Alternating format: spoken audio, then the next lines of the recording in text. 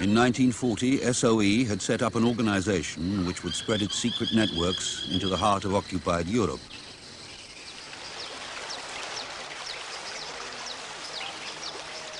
But on the other side of the world, in the Far East, the peace was also threatened. Japan was poised to invade the rich European colonies of Southeast Asia. Already stretched to the limit in Europe, SOE was to face a new challenge and to take up arms with strange comrades.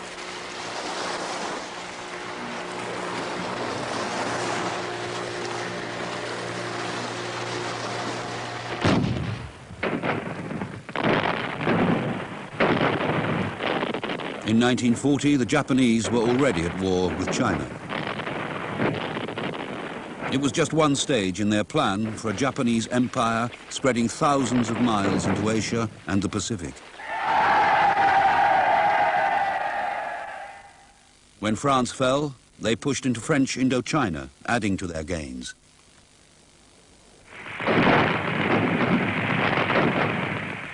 It would be a useful launching pad in the military gamble which was to follow. Vichy French leaders weakly agreed to peaceful occupation and use of their airfields. By March 1941, the Japanese were just a few hundred miles from Malaya and the naval base of Singapore, poised for their first step into British territory.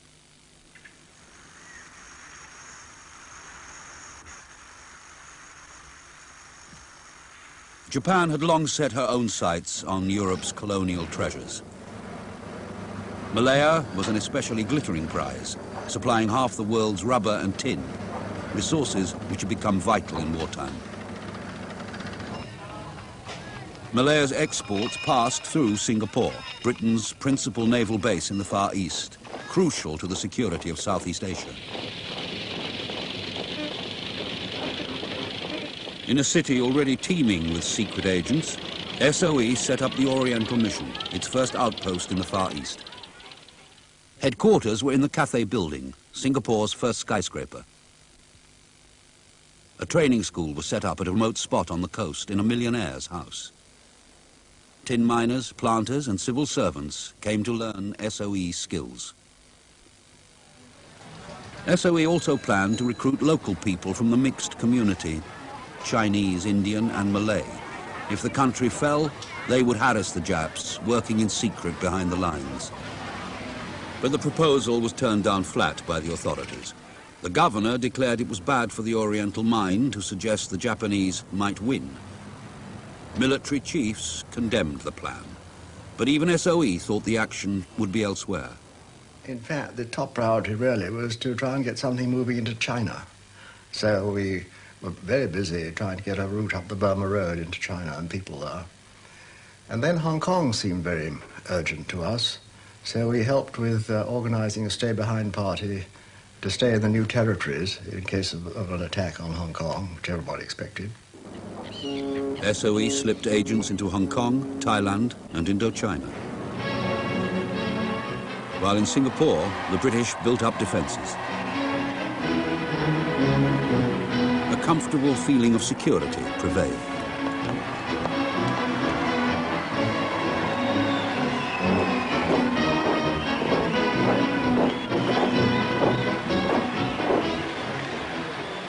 But military chiefs underestimated the skill and cunning of the Japanese.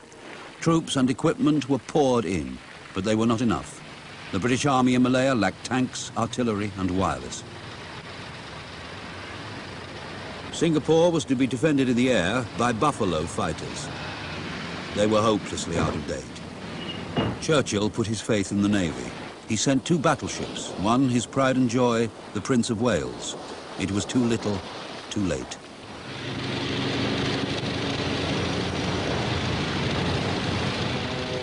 In September 1941, the Japanese had made the decision to go to war against the Allies. They knew they must make a first strike to succeed. And soon after dawn, on December the 7th, the Japanese struck at the US Pacific Fleet in Pearl Harbor. American losses were huge. In less than 2 hours, the Japanese destroyed or damaged 18 ships, 347 planes, and killed or wounded 3,500 men. At the same time, Japanese troops invaded Thailand and Malaya. General Yamashita put in 3 divisions of his finest troops. They were more than a match for the new recruits who faced them, conscripts from Britain trained, like their generals, for war in the desert or the fields of Europe. The Japanese knew how to fight in the jungle. The British did not. And as British troops retreated, the Japanese came after them on bicycles. Unorthodox tactics and more than a match for the hidebound British military. It seemed there was no obstacle to the Japanese advance.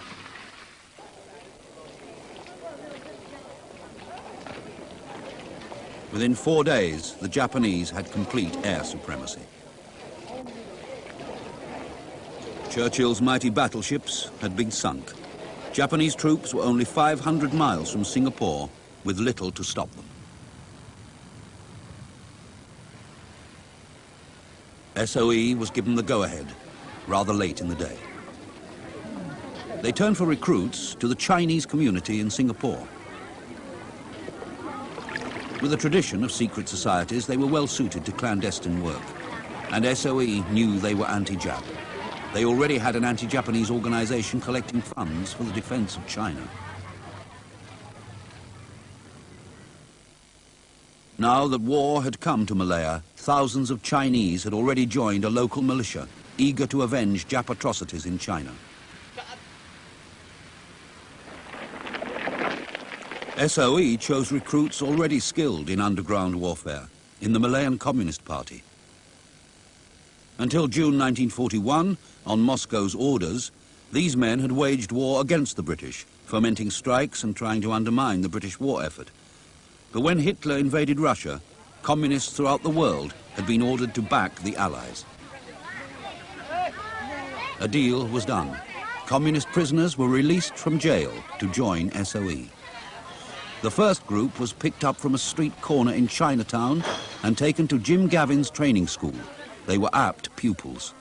When these communists arrived, they were all frightfully young, sort of teenagers, with no ties at all, ready to do anything, quite intelligent, very fit. So they were, and very disciplined. They did exactly as their cell leader told them. So they were easy to train. SOE began to plant small groups of Chinese guerrillas in the Malayan jungle.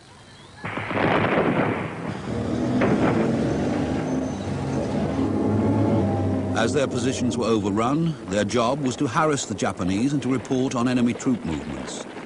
There was no time to lose. The front line came closer every day. Meanwhile, SOE's Freddie Spencer Chapman was at work on another plan. His target, a bottleneck 50 miles wide between Kuala Kubu and Kuala Lipis. All the major roads and railways ran through it. So too must the Japanese. Boris Hembry, a planter, was one of his recruits, selected to go there and attack communications. The test was very easy. It meant if you looked a big enough idiot to join such a funny outfit, then you were in. In about 2 days, we got all our stores through the great help of a man called Gavin, who raided several quartermaster stores, and we got what we wanted. Freddie Spencer Chapman saw us off, and his last words to me were that I shall be up and join you in 2 days' time.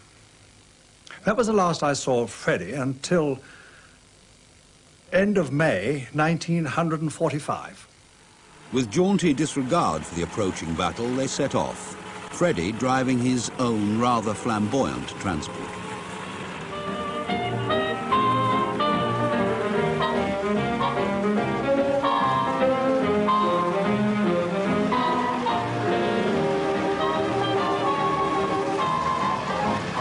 Between them, the 8 groups had one wireless transmitter, the only one to be had in the entire Singapore mission. Embry's group took it, and spent their first night in a police station. We slept in the cells, I remember, because there were bunk beds there. At about 4 o'clock in the morning, we were awakened by a man shouting out, "Who are you and what the hell are you doing?" So we got out. We saw a British officer in a jeep. And we said, "What's the trouble?" He said, "Well, what are you doing here?" So we told him. He said, "Well, do you realize the Japanese are a mile away, the line has been broken, and that the only thing you have between you and the Japanese is an anti-tank gun?"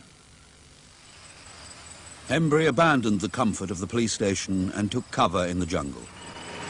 Meanwhile, Spencer Chapman had gone to join his own party 15 miles away at Sungi Sempan. They had found an excellent site near a power station, ideal for a base camp.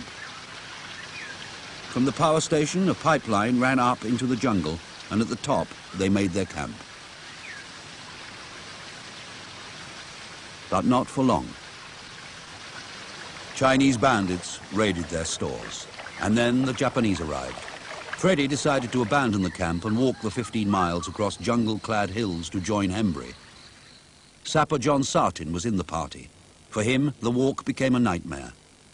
Once we'd lost our footpath, it was absolute murder. It was just full of leeches and mosquitoes by the million, and they're at you all day and all night. But these leeches, they had teeth in, and they used to stick in your hand. Well, if you pull them off, they pull the skin off too, and left poison in your skin. But you had to force your way through, and the only thing we had was one parang between the three of us. And it meant taking turns chopping the stuff down so we could get through. But Freddie's party never caught up with Hembry. As they struggled across the main range, the Japanese overran Hembry's position. British troops, routed at Slim River, had withdrawn. The road south, littered with the debris of a retreating army, had been cut. Hembry's supply dump had been raided by bandits. Wireless and money had gone. They had no option but to call the whole thing off. Not only had we no Freddie Chapman, no leader, no plans, no maps, but now we had no guns, no arms, no food, no clothes, nothing. We got to get back and rejoin the British lines as quickly as possible. But the British Army were in lorries, going back at the rate of 40, 50 miles a day. We were on our flat feet. At the most, we could expect to do 5. In the event, sometimes we didn't do 1. Then it started to rain.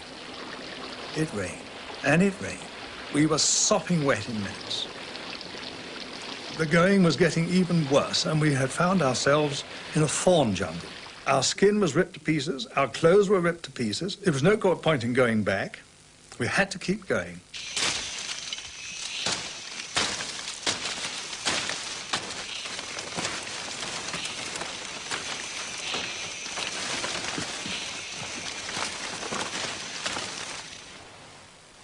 Finally, they gave up the protection of jungle cover for the comfort of easier paths.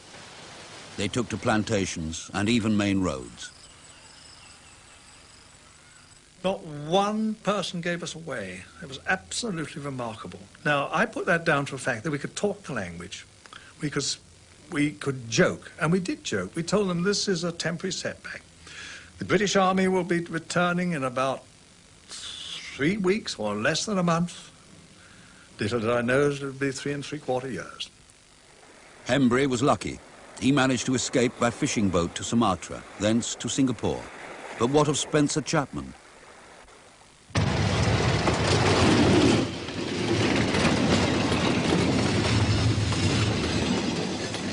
With his 2 companions, Freddie was trying to salvage what he could of his original plan. They set out to attack bridges, roads and railways, classic SOE targets. But the tropical heat gave them frightening problems. If you left gelignite in the heat for any length of time, nitroglycerine would run out of it. And if it hit the floor, it would explode straight away. So we got hold of a piece of bamboo, very similar to this. If you notice, every so far down the length of bamboo, there's a joint. And right through that joint, it's like a solid bottom to it. And it's like a jug, actually. So what we used to do was put our gelignite in there, drop the detonators in, and put the switches on, and stuff the top of it with grass turf or soil. And if you tie a piece of string around that and a piece around the bottom, you can put it on your back. The only snag with that is if you happen to stumble or have to jump a ditch, the vibration inside would set the gelignite off, and that would have been the end of you see. So we put our gelignite in the middle of the road and put branches around it to make it look as though it had fallen off the back of a lorry.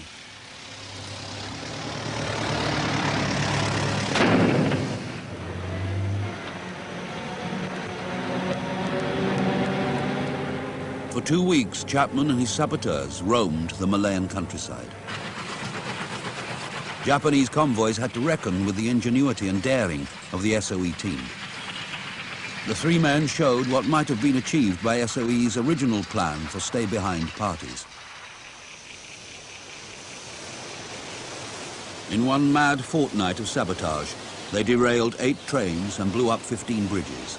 They held down over 2,000 Japanese troops, killed or wounded at least 500, and destroyed over 40 motor vehicles. But short of explosives, their sabotage spree was at an end. Like the Japanese, they took to bicycles and headed for the coast.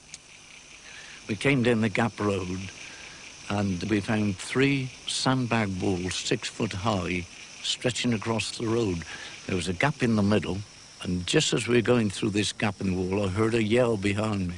I turned around and there was a bayonet about half an inch from the back of my neck. And then they stood up on both sides of us. They must have been waiting for us, I think. Sartin finished his war in a prison camp in Thailand. Only Freddie managed to escape into the jungle. Of 38 men who went in, all but 4 were caught or killed, or died in Japanese concentration camps. And then the unthinkable.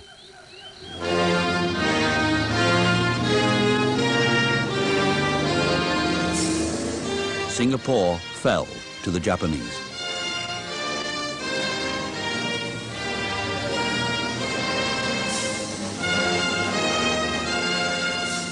"100,000 Allied troops were trapped on the island, outfought, outflanked, and outgeneraled. They were publicly humiliated, forced to line the route as the Japanese rode in triumph through the streets of Singapore. In 10 weeks, the Japanese had all but achieved their ambition, an empire in the Western Pacific. Some SOE men managed to escape, among them Richard Broome and John Davis. They had installed the Chinese communists in the Malayan jungle to be the front line of resistance. A third was Ivan Lyon, who was later to pull off one of SOE's most daring coups in the Far East. Lyon had been given the job of running an escape route through Sumatra and islands off the Malayan coast. It had been used by hundreds of escaping civilians and Allied soldiers. Now it was used by the SOE men.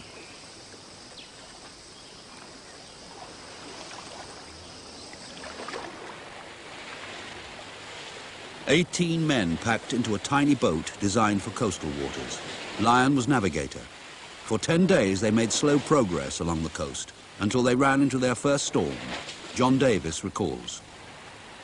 The Sardana Johannes, a Malay trading prau, had been built saucer-like in order to be able to operate in shallow waters. The result is that a tremendous roll set up. In fact, we really thought at one time that we were going to roll ourselves completely over. And then, horror of horrors, the water, which had been stacked in kerosene tins all round the mainmast, began to break loose. There was only one thing to be done. We all, except the steersman and perhaps one other, and there were 19 of us aboard, rushed down to the bottom and formed a tight scrum around these kerosene tins, and there we stayed in that position for, I think, well over an hour, until the swell had abated to some extent. And in doing so, we were able to save about 2/3 of our altogether pressure water. The little boat ploughed on at the mercy of squalls and the Japanese fleet. Near Ceylon, they were attacked from the air by a Japanese plane. No one was hit, but there was more to come. Richard Broome. Another aircraft came over, and we assumed it would be a British one. So instead of concealing ourselves, we all rushed on deck and waved and cheered, and then we suddenly saw the rising sun on the wings. And he circled us several times, but he didn't fire. And we came to the conclusion that he must have been off an aircraft carrier. And sure enough, this was the Japanese fleet which had raided Colombo and was on its way back. And we worked out that we almost sailed right through the middle of the fleet in the middle of the night. The little boat carried them 1,500 miles to within sight of Ceylon. After 5 weeks at sea with food and water nearly gone, they were picked up by an Allied merchant ship and carried to safety. Broome and Davis went to a new base in India in an old fortress near Poona. Within its ancient walls, they made plans to return to Malaya. Meanwhile, SOE survivors agonized over reasons for their recent failure. To go in with 2 days' grace was completely and utterly useless. And in retrospect, when I realized the number of parties that were put in, at least 4 or 5, I think, and every one failed only because the bureaucracy of Singapore and the higher-ups would not allow Freddie Chapman to organize these parties right from the beginning, even before the war started, because it would upset the morale of the native population to think that Singapore and Malaya are going to be overrun. Wireless. We had no wireless. That would have made all the difference. Of course, I don't want to make too much about this wireless, because hardly anybody had any efficient wireless in those early days in 1941. But what a difference wireless would have made to us to keep touch with these people. Or even if we'd had air. But you see, we couldn't do any supply dropping. We couldn't move anybody about by air, because the Japs had complete air supremacy. The Indian Ocean now lay between SOE and Malaya.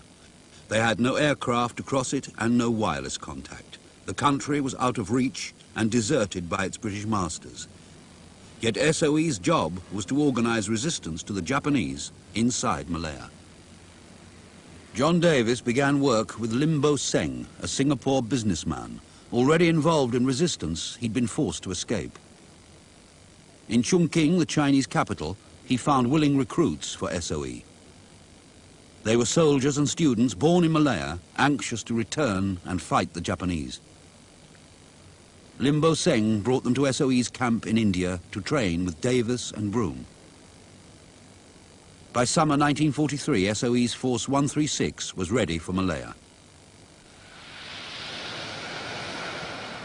Transport was provided by the Dutch Navy in a submarine. Thus, John Davis found himself 5 miles off the coast of Malaya in his SOE canoe. The captain said, "Now get off, then I'll twist the submarine to point exactly the direction you're to take, and then I'll fade away."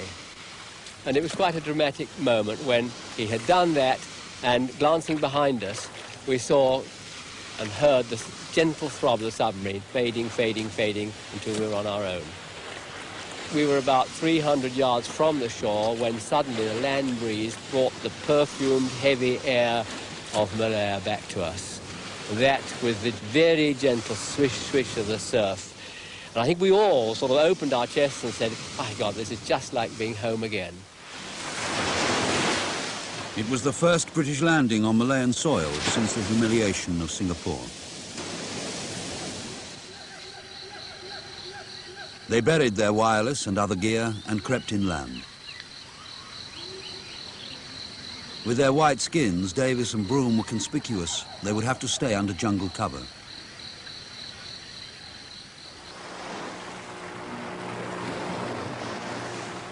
Meanwhile, Agent Ah Tsing had gone to nearby Pangor Island to buy himself a boat, the only means of communication with the outside world.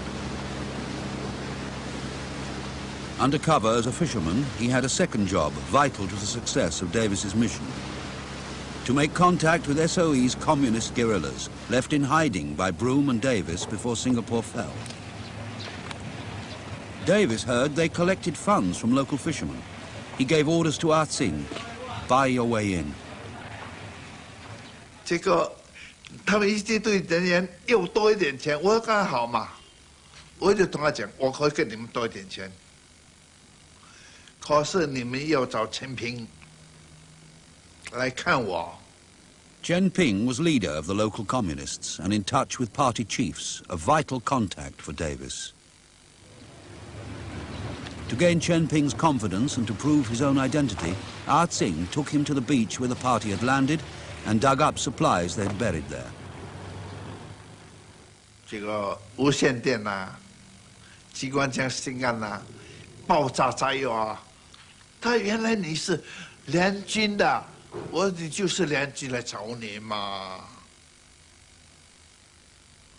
后来陈平就很相信我，他说现在还没有公开的时候，你还是带我回你那个队里面去。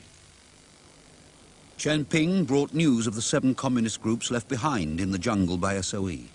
They had expanded into a military organization calling itself the MPAJA, Malayan People's Anti-Japanese Army, with units throughout the country. Chen Ping's men began to work with Davis, smuggling the extraordinary news of this ready-made force to SOE. Once a month, the fishing boat set out for the open sea beyond Pankor. At 9 Mile Island, it rendezvoused with an Allied submarine. Agents and messages were exchanged in somewhat unconventional ways. We used to write our reports as small as we possibly could and roll them up.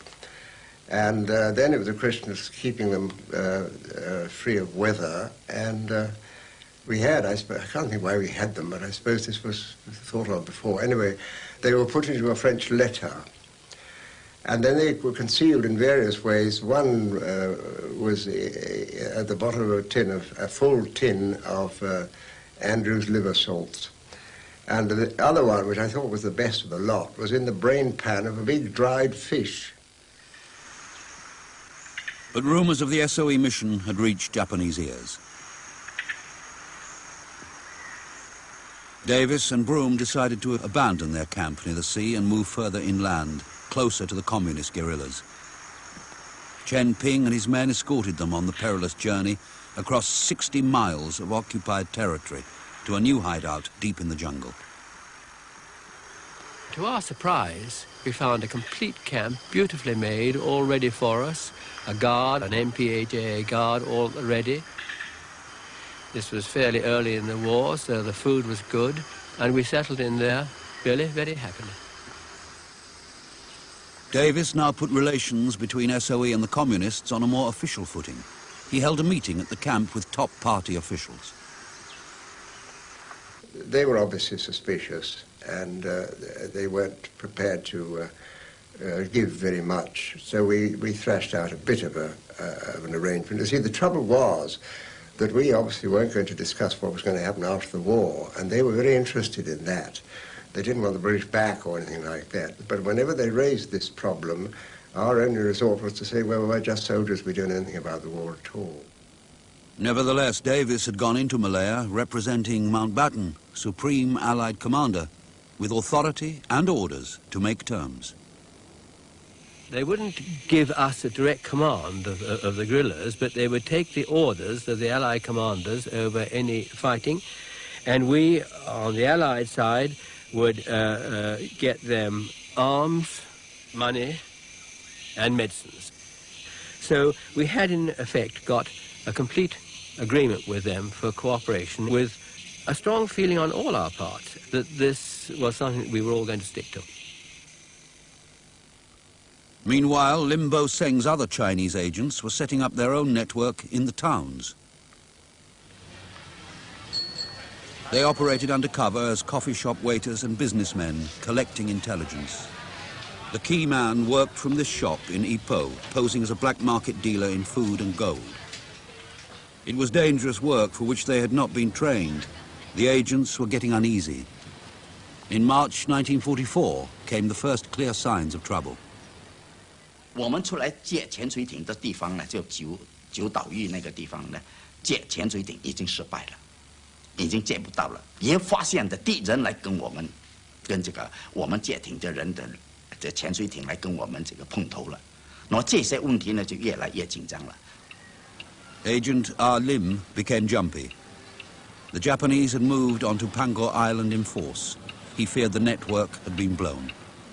25号晚上，我就在林茂生住的地方跟他同一个晚上。那个晚上，我跟他要求他离开，要求到我流泪，我哭，他没有办法。他说：“林，最后的就是林，你听我的命令。” Next day, R. Lim was arrested in Ipoh at the Oriental Hotel, his warnings unheeded.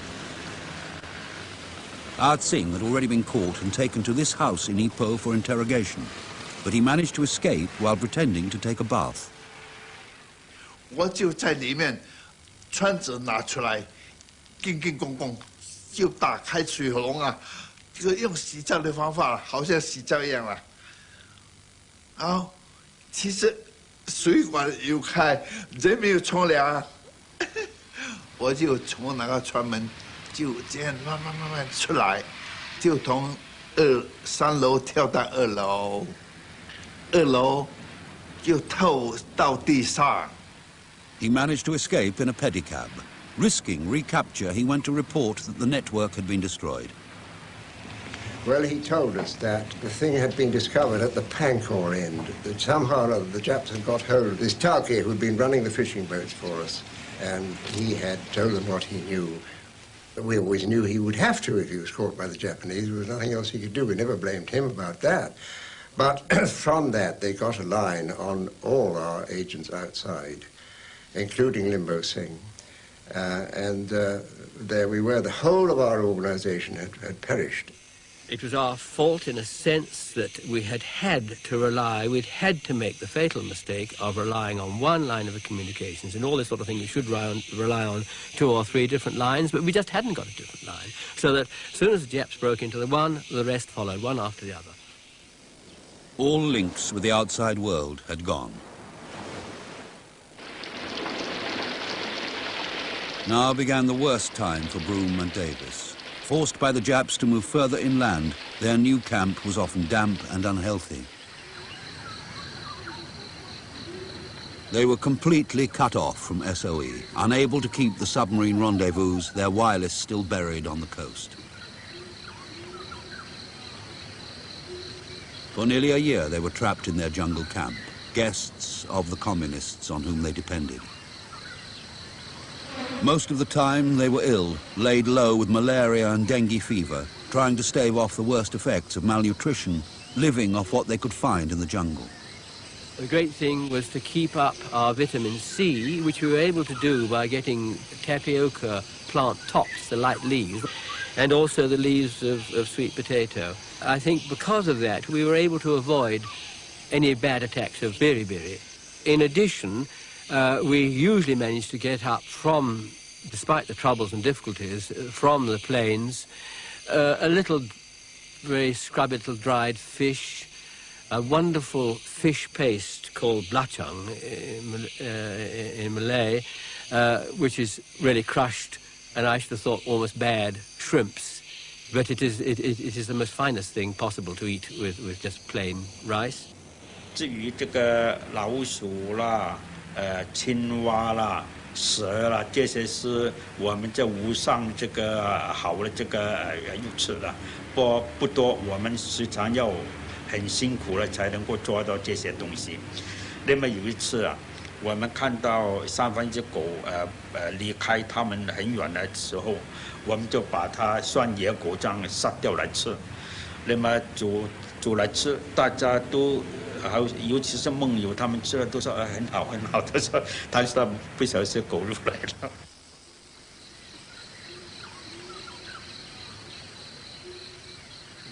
There was very little chance of being attacked by the Japs, and if we had been, we always knew we could get away. So the battle was really against boredom. I made a chess set, and then I made Monopoly. The Chinese would do anything for a gamble, and they got hold of this, and they thought it was wonderful. And there we were in the depths of the Chinese jungle, in the depths of the Malayan jungle, with our Chinese solemnly buying Mayfair and putting up hotels on Piccadilly and that sort of thing. It really was a fairly outlandish event. The great thing we all felt all the time, that we were surviving and we were free. I remember one time I went down to a ladang, that is to say an aboriginal clearing below us to collect some of these sweet potato leaves, and I lay out and a Jap plane flew right across the sky high up, nothing to do with me, and I said to myself, by Jove, we're really the luckiest people in the world. We're free, we can go where we like, and think of all our friends, because it was 95% of our friends were all locked up in Singapore. So we were really very lucky.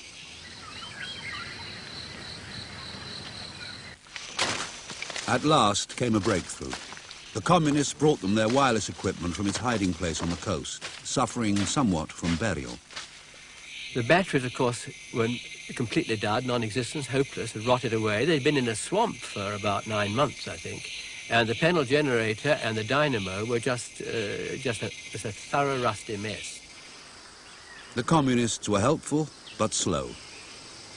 Time and again, they got batteries up to us, which were dud, and the dynamo came up, and that was dud, had to go back. This meant a month or two at a time wasted. Ingenuity won the day. They rigged up a bicycle generator to charge the batteries.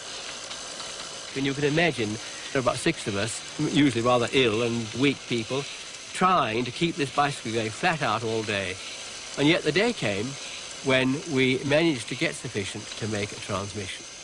Lee Chun, the operator, was an extraordinarily patient fellow and plugged away, and on the 5th attempt, he got through. And we were in communication with the outside world. In Colombo, SOE celebrated with a dinner party. They'd long since given them up for dead. But to be sure that Broome and Davis were not in enemy hands, they tested them out with a riddle about 2 strange characters called Titus and Tamsin. Now, Titus was John Davis's nickname, because he had a very big bottom, in fact, was the reason for it. And Tamsin was my wife's name, which is a sort of fairly unfamiliar type of name. So we had the task of replying to this in a way which would really convince them. So John just replied, Titus is here, and says Mrs. Dickinson, which was the person who invented that name for him, apparently. And I said, leave my wife out of this. Well, that was a good start. But then we thought, well, we must do something a bit more convincing than this. And we finished off by saying, are you satisfied now, you bastards? If not, come and peddle the bloody machine yourselves. Well, that really was a masterpiece, because no Jap could have invented that. And so they had another dinner party in Colombo, and all was going well after that. Broome and Davis were back in business after nearly a year. Elsewhere in the Far East, SOE had already been active. A former comrade had sailed right into the jaws of the enemy in a little fishing boat. He had already proved his nautical prowess on the voyage from Sumatra to Ceylon. It was Ivan Lyon. Lyon had resolved to hit back at the Japanese, who'd captured his wife and baby son. From a base in Australia, he devised an audacious plan. To sail 2,000 miles across enemy waters to the islands of the Singapore archipelago. From there, to mount an attack on Japanese shipping in Singapore harbour. The military scoffed, but Lyon persisted. He raised a crew of 14 men, Australian and British, soldiers, sailors, and men from the outback. The voyage was to be made in an old Japanese fishing boat, the Crate. She had already seen active service, ferrying refugees before Singapore fell. On September the 1st, 1943, she sailed from Australia on Operation Jaywick.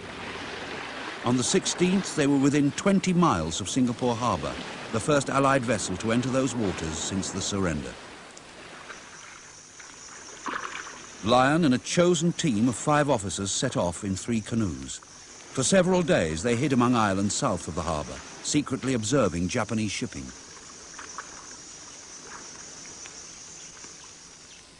On the night of September the 26th, they made their silent attack.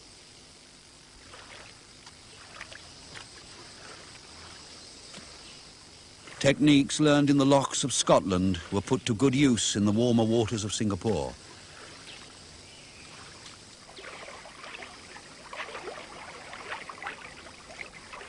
They went through the drill. As one man steadied the canoe, the other set the fuse, slipped a mine down on its placing stick, and snapped the magnet against the hull. They set the fuses to give themselves 3 hours to get away.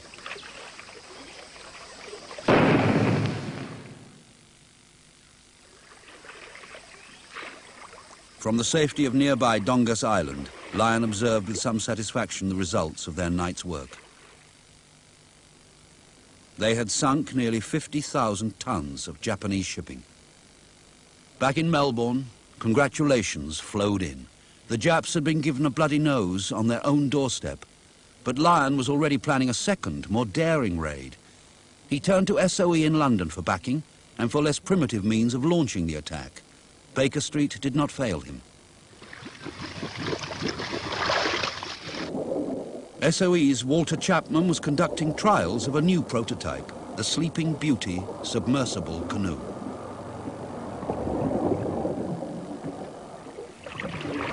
It was just what Lyon needed.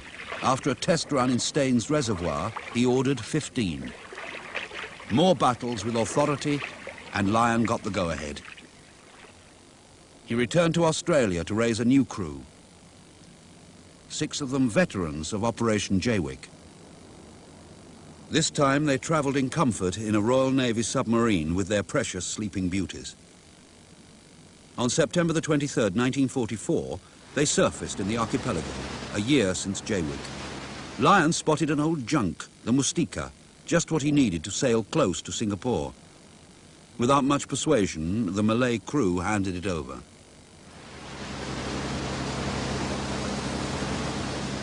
With the Sleeping Beauties stowed on board, the scene was set for Operation Remount. The crew of Porpoise gave 3 rousing cheers. But it was the last anyone was to see of Lyon and his crew. After an encounter with a Japanese patrol boat, Mustika was scuttled. Lyon and his men took cover on the islands, but were relentlessly pursued, and Lyon killed. Those captured were beheaded in a Japanese prison. But elsewhere in the Pacific, the Americans had begun to hit back in the biggest naval battle of all time.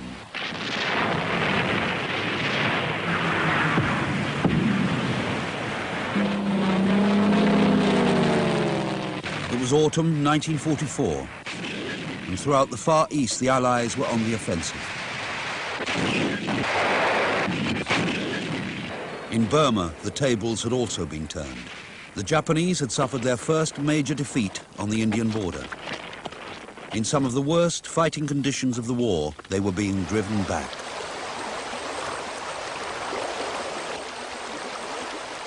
Despite the horrors of the monsoon, Allied armies pushed on relentlessly. By the end of 1944, they were set to liberate the whole of South Burma. The Allies had learned the lessons of jungle warfare. They were poised to invade Malaya.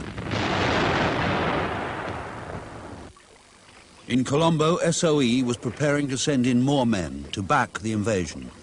A second mission had already gone in to the communists by submarine from Australia, but new possibilities were opening up.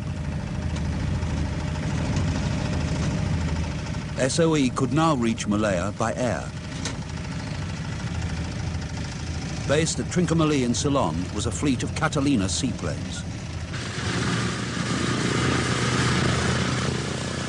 Stripped down to bare essentials and with extra fuel tanks, the Catalina could just fly the long journey to Malaya and back. It would take 30 hours to do the round trip.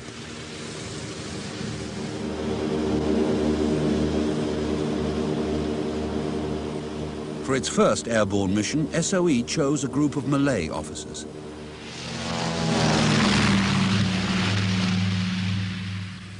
Assured of Chinese support, it was anxious to secure backing from the Malays. But the noisy Catalina was not best suited to clandestine operations. The first moonlit attempt was aborted when the pilot spotted enemy shipping. They tried again 3 days later, having well and truly alerted the Japanese. When we came out second time, they were more or less ready, waiting for us. I felt so disappointed at not doing anything. Therefore, I decided that I would try to fool the Japs by pretending to be working with them. Locked up in this house, Ibrahim worked out a risky plan to turn the tables on his captors. He agreed to work for them as a double agent. They brought him his wireless set. Watched closely by his guards, he tapped out his first message to SOE, secretly adding a code which told them he was in Japanese hands. Deception branch took over and began a game with the Japanese. The Japanese captain fed Ibrahim false information to mislead the British.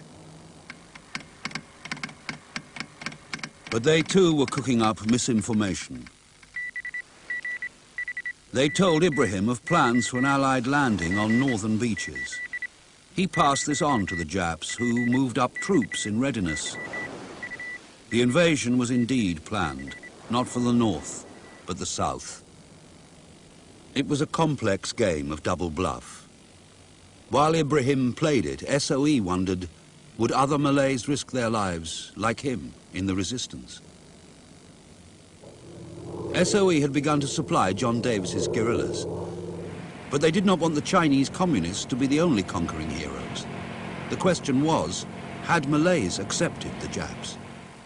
Of course, with the arrival of the Japanese, there came also the huge Japanese propaganda machine that provided the kind of story that all would be nice and golden and things would be cheap.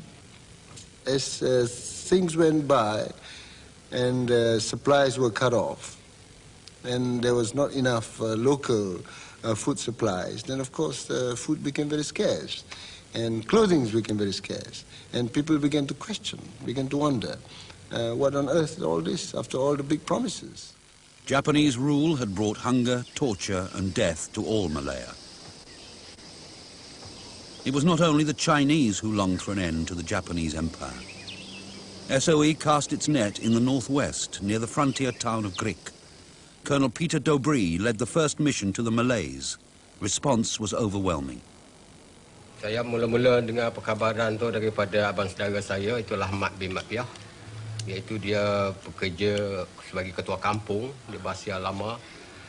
Beliau memberitahu kita sekarang sudah senang sikit. Pasal apa kita tentera British sudah pun turun pericut di Padang Cermin. Apabila saya masuk di camp tu, saya kagumlah tengok dalam camp tu barang-barang macam mimpi lah. Segala mesin jahit, segala pistol, segala senapang, segala macam-macam barang-barang makan. Kemudian saya tengok ke atas siling ni, dia punya peracuk tu beratus-ratus ada. Feeding all the recruits became a problem. Dobry sought help from a local man. Dia kata paksa nak guna kau kan nak pakai budak-budak gerila ni banyak. Sampai sepuluh-puluh, sampai beribu budak gerila ni. Dia kata bahagian daripada Colombo tak cukup. He bought food secretly at night and used his father's elephants to carry it to the camp. Maklumlah masa-masa Jepun tu bahaya. Bahaya besar lah. Taklah darah sebut orang kata potong bunuh, potong kepala tak tentu. The Malays spread rumors that there were thousands of British soldiers in the jungle. The Japs became jumpy. They knew that scores of Malays had gone into the jungle to join the British, so many that some of the villages were deserted.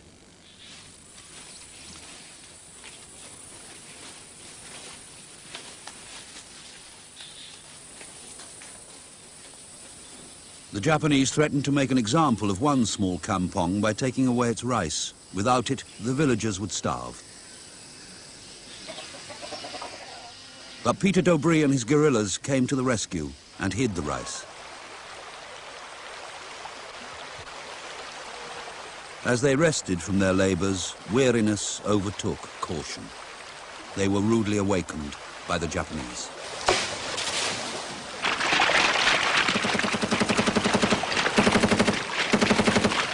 Ismail bin Limbut was there. Pukul 5 pagi lebih kurang, saya jaga gak situ, tunggu situ, perak kayu tu. Kan dia pun sudah masuk ikut sungai ni mari. Kan saya beritahu lah kan, dia kabar ambil kabar semua, kan beritahu pengeluaran ni dia tembok. Tembok itu kan ke belakang tuan beri sana, dia lewat ikut sungai pergi bawah. Kan dia lewat sana dia kena peluru sini. Kan saya pun ingin ambil kabar lagi sini lah. Dobry was forced to withdraw, but meanwhile 3 other missions had gone into the Malays, one led by Major Douglas Richardson. Guided by relays of Aboriginals, he was on his way south down the Perak River to towns and villages in the heart of Malaya.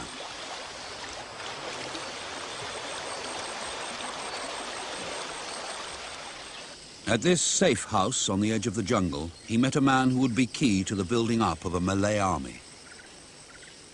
As assistant district officer in nearby Raub, Yop Mayadin had close contacts with the Japanese and was trusted by them.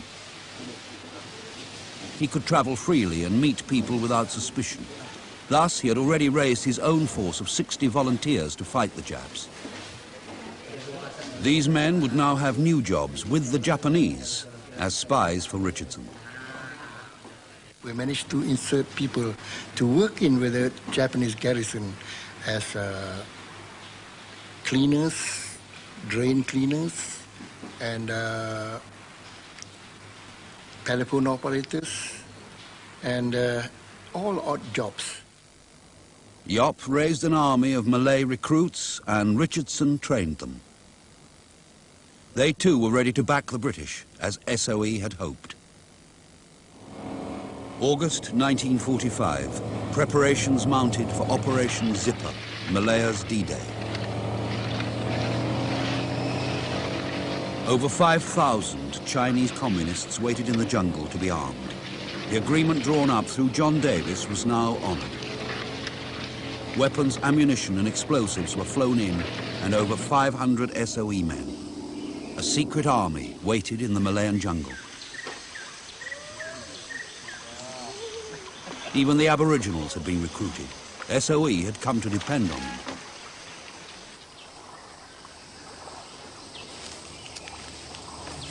They acted as guides and kept watch on the Japs. They cleared sites in the jungle to receive supply drops. They ferried arms and ammunition.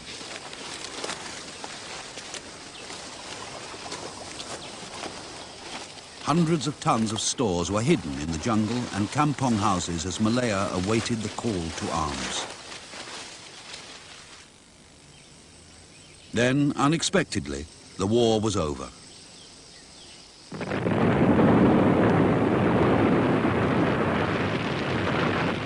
Within days of the atom bombs on Hiroshima and Nagasaki, Japanese leaders in Tokyo surrendered.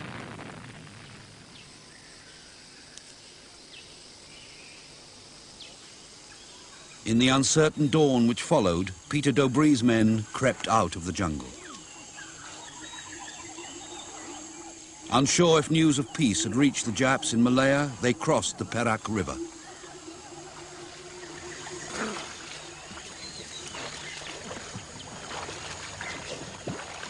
In the tense days before the British Army reached Malaya, SOE men took on a new role as guardians of an uneasy peace. Communist guerrillas came down into the towns and began to take the law into their own hands. Japanese troops turned policemen. John Davis found himself between opposing ranks of Japanese and Chinese communists. In the early morning, there was a sound of rifle fire. So John looked out, and sure enough, these two lots were shooting at each other. And John had a Union Jack by that time, which he stuck on the end of a stick and walked out into the street waving it and stopped the battle. It was really straight out of Kipling almost. At last, the surrender became official.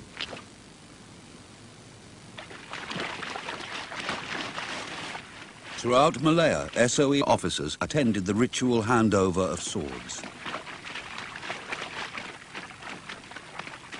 Now it was the Japanese turn to be humiliated.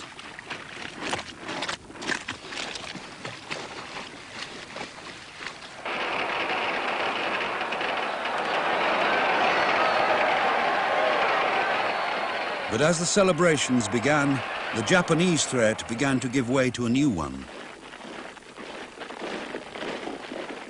Jungle and town were now filled with thousands of well-trained and armed guerrillas, sporting the 3-star badge of the communists. We had to reckon with those groups of people who were armed by the Allies, but in fact whose loyalty was to Moscow and to China. There was the group of people called the Land People's Anti-Japanese Army. And they came out in places where they could control the villages and the townships. And they held their own kangaroo courts and so on. And it became one of our responsibilities, our group of people, to protect the public, so to speak. There was no doubt that the MPAJA was subject to a new command. With the war over, they were officially disbanded, paid off, and in theory, disarmed. But they were preparing now for revolutionary war against their colonial masters, the British.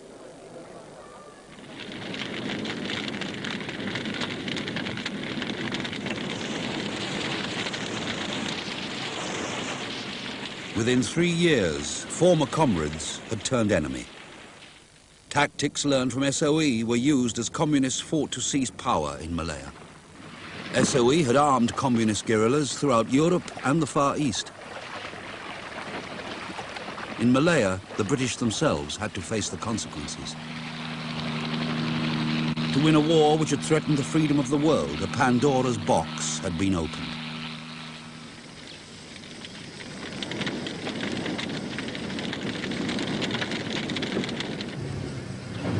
After 8 years of bitter fighting, John Davis met his wartime comrade Chen Ping, now leader of the communist guerrillas. It was a vain attempt to reach agreement. Did Davis and Broome now regret SOE's wartime decision to back the communists? I can honestly say I don't think either John or I ever had the slightest doubts about their helping us during the war. If there had been real fighting and we'd had to fight our way back into Malaya, I'm quite convinced that there would have been a great deal of help from these chaps because they had camps situated above the lines of communication right down the peninsula, and they could have played hell with the Japs, and there would have been no hanging back. They would certainly have done that. After the war, SOE was disbanded. It had shown the world the power of guerrilla warfare and brought modern refinements to an ancient art. Since then, guerrilla movements have flourished, backed by governments who fear to fight openly. For better or worse, SOE had shown the way. The world lives with the consequences.